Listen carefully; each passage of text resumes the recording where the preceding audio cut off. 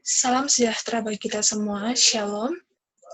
Baik, perkenalkan nama saya Juwita Patricia Pontororing. Pada saat ini saya akan mempresentasikan materi mengenai pemasaran produk pertanian.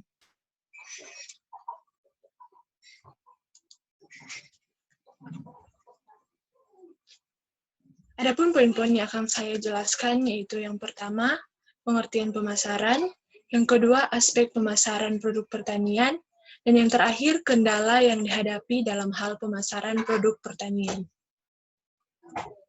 Kita masuk pada pengertian pemasaran. Pemasaran secara umum dapat diartikan sebagai suatu kegiatan atau jasa yang dilakukan untuk memindahkan atau memproduksi suatu barang atau jasa dari produsen ke konsumen. Sedangkan pengertian pemasaran menurut para ahli adalah yang pertama menurut G. Kartasapuetro CS.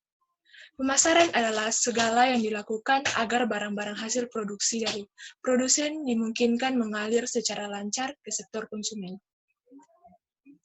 Yang kedua, menurut W.D. Downey dan Stephen P. Erickson. Yang pertama, pemasaran adalah proses yang mengakibatkan aliran produk melalui sistem dari produsen ke konsumen. Dan yang kedua, pemasaran adalah suatu keragaan, semua usaha mencakup kegiatan arus barang dan jasa, mulai dari titik usaha tani sampai ke tangan konsumen akhir. Dan yang ketiga, pemasaran adalah proses melibatkan banyak kegiatan yang berbeda sehingga dapat menambah suatu nilai barang atau produk tersebut bergerak dalam suatu sistem.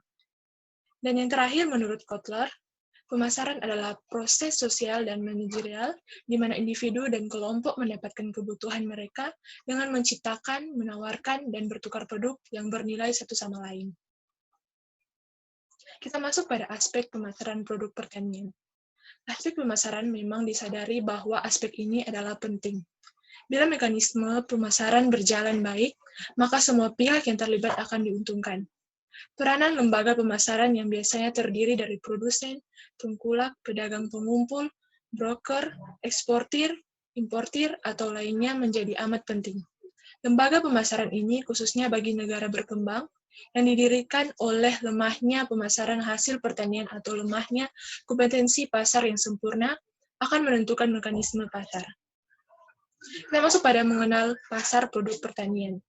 Ada 5 jenis pasar untuk hasil pertanian, yaitu yang pertama pasar penampung sementara, dan yang kedua pasar lokal, dan yang ketiga pasar pusat distribusi atau pasar induk, dan yang keempat pasar eceran, dan yang terakhir pasar dunia atau pasar ekspor.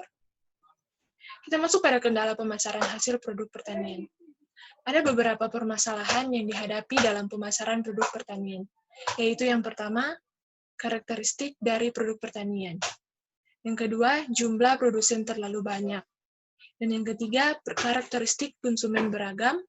Yang keempat, perbedaan tempat, variasi harga pada tempat yang berbeda. Dan yang kelima, efisiensi pemasaran.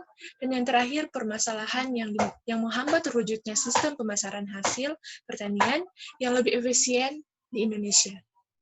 Ini juga terbagi atas 6, yaitu yang pertama, lemahnya infrastruktur. Yang kedua, lemahnya informasi pasar. Yang ketiga, skala pasar pertanian yang relatif kecil. Yang keempat, kurangnya pengetahuan, misalnya grading dan handling. Dan yang kelima, tidak adanya kebijakan pemasaran yang baik. Dan yang terakhir, tingginya biaya transaksi. Sekian materi yang dapat saya sampaikan. Ucapkan terima kasih. Shalom.